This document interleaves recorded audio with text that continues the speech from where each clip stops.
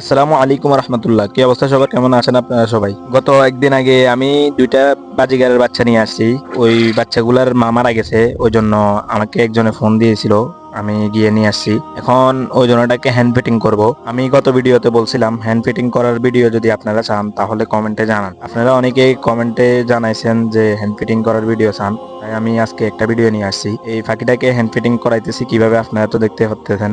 আর hand fitting এ কি কি আছে এখানে যদি আপনারা চান তাহলে আমি আরেকটা ভিডিওতে জানিয়ে দিব আমি কি কি দিয়ে হ্যান্ড ফিটিং করি। আপনারা বাজার থেকে কিনে এনে অনেকেই হ্যান্ড ফিটিং করেন, অনেকের হ্যান্ড ফিটিং করার পাউডার গুলা পাওয়া যায় না অনেক বাজারে, এগুলা অনেক কষ্ট করে টোকাই নিতে হয়। আমি দেখাবো কিভাবে ঘরোয়া ভাবে আপনারা হ্যান্ড ফিটিং এর পাউডার গুলা বানাবেন। আলহামদুলিল্লাহ একটাকে খাওয়াইছি, আপনারা দেখছেন।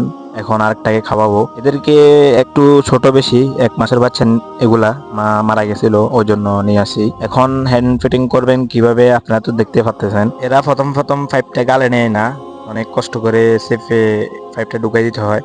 সাবধানে ঢুকাতে হবে যেন নাকের মাঝে খানা না যায়। পাইপটা হতে হবে 1 থেকে 1.5 ইঞ্চি, ফুল পাইপ ঢুকাই দিতে হবে, কারণ নাকে যদি যায় তাহলে ফাঁকিটা মারা যাবার সম্ভাবনা 99%। তাই আপনারা খেয়াল করে খাওয়াবেন। আজকের ভিডিওটি এ পর্যন্ত। ভিডিওটি ভালো লাগলে একটা লাইক করে দিবেন, চ্যানেলটা সাবস্ক্রাইব করে আমার পাশেই থাকবেন। আসসালামু আলাইকুম রহমতুল্লাহ।